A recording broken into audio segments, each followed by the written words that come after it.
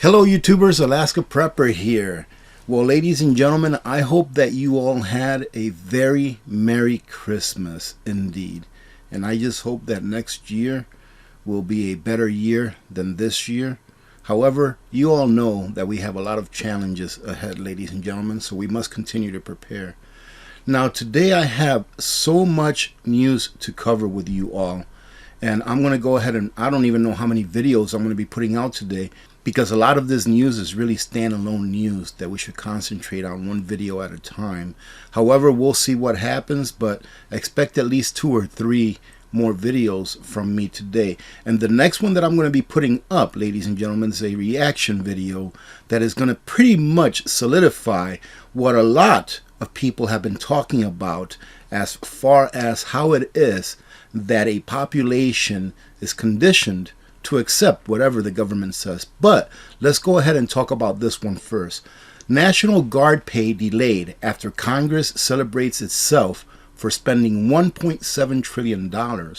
Now, the reason that I'm doing this video is because I received an email, and let me go ahead and show you that email that I received first, which got me to looking at what's going on with this National Guard pay.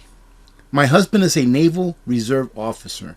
The military reservists are not receiving their paycheck. The pay was supposed to be released and deposited on December 23rd. Now, ladies and gentlemen, this is money that they already earned, that the government said they would be getting paid. All right, so they were supposed to be receiving this on the 23rd of December, right before Christmas, for work that they have already completed. Like I said, they've already earned this money. After calling DFAS, which is the Defense Financial Accounting System, we were told that it had not been included in the $1 trillion omnibus bill. So that $1.7 trillion bill that Congress is so proud of, that is taking care of other countries, does not include our own countrymen, especially those that are tasked with protecting our country, supposedly. And that the Appropriations Committee did not approve pay for reservists and Guard members in that bill. We were told that they were working to approve it now. However, all committee members are out on holiday and leave, and have left service members high and dry without a paycheck on Christmas weekend. And again, I say, if you believe that the government will be there for you when you need it the most, you are mistaken, and you really ought to do a little bit of research so that not I can convince you of this, but that you can convince yourself of it and get prepared. Ladies and gentlemen, let me take a quick minute to let you know all that Contingency Medical is back up and running.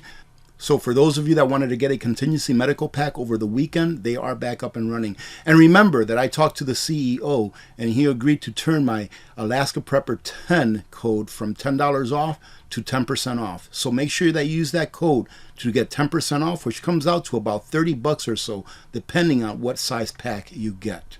And going back to our original article, it says here that on Wednesday, the U.S. government came together to celebrate itself for spending another $45 billion of taxpayer money on the war that is happening with the big U and the big R. You know, ladies and gentlemen, I'm not opposed to helping my neighbor. I'm really not. Even if that neighbor lived across the city from where I live.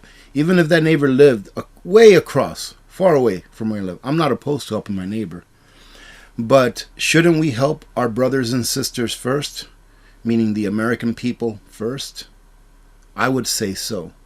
And the funny thing about this is that we are all not only paying for this, but we are all paying for the interest on this money that was borrowed. Because this $1.7 trillion bill, ladies and gentlemen, that money is borrowed 100%. Let me show you what they spent this year, what they passed to spend this year just on the military. The House of Representatives just passed the mammoth $858 billion National Defense Authorization Act, an annual must-pass bill setting out defense spending levels. $858 billion, ladies and gentlemen, that was passed. Where is that money coming from? I'll tell you right now exactly where it's coming from. It is coming from your labor, from your taxes, from your future, and from your children's futures. Right now, the United States of America is indebted as a nation to the tune of $31.5 trillion. But what you really want to look at is this. What you want to look at is that their official spending is at just shy of $6 trillion. However, the federal government only takes in $4.9 trillion in taxes. So where's the rest of that money coming from? It's right here, ladies and gentlemen. Federal budget deficit, $1.1 trillion. And what does that mean to the average person? To the average person, that means that you're going to be taxed more two ways. One, via inflation, because inflation is a silent tax that not many people know about. That is why the price of everything that we're paying for today is substantially higher than it was just a year ago. However, the most important part about this is that we are on the hook for paying the interest. You see, they never expect to pay this debt back because it's unpayable. It is impossible to pay back this debt. Anything that is derived out of U.S. Federal Reserve notes, i.e. the U.S. dollar, what most people call it. Unfortunately, a lot of people call it money, which it's not. It's fiat currency. But anything that is derived from a U.S. Federal Reserve note that is a loan to the federal government, we get stuck paying the interest, meaning that it is you and your labor that is backing the Federal Reserve note, because those people or entities that lend money to the United States government, they expect interest in return. Well, where is that interest going to come from when the United States government doesn't make anything? They don't produce anything. They don't generate any wealth. All they do is spend. That interest is going to come in the form of taxes from you and me, the taxpayers. And we will be on the hook for those taxes for the rest of our lives, as long as this system continues. And so will our children and our children's children. That is what people mainly have to understand about government spending and government deficits. It's that we are on the hook for this debt for the rest of our lives and our children's lives and their lives, because the debt can never be repaid. And the only thing that can be paid towards this debt is the interest that it accrues. But to finish it off, there is some good news. Though the bill will undo the mandates on the military, hopes that the bill would reinstate those who were kicked out of the military for refusal to adhere to the mandates did not come to fruition. That means that the 10, 12, 13,000, however many service members it was, that stood up and said, no, this is my body and it's my choice, that got kicked out, they've lost everything.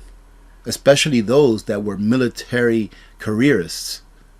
Having said that, again, I'll probably be putting out another 2 or 3 videos today because I have so much to talk about.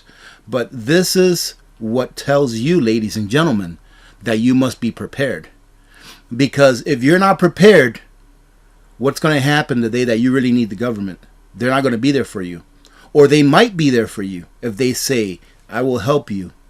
Even though you've been paying taxes for your entire life, I will help you, but only if you do this. And are you going to be willing to do this? Well, it depends on how prepared you are. So get prepared. Why? Because it can't hurt. It can only solidify the strength of your family, your community, your state, and our country. The more people that are prepared, the better that our country is. Having said that, we will talk to you later on. Again, ladies and gentlemen, I hope that you had a very Merry Christmas. God bless every one of you.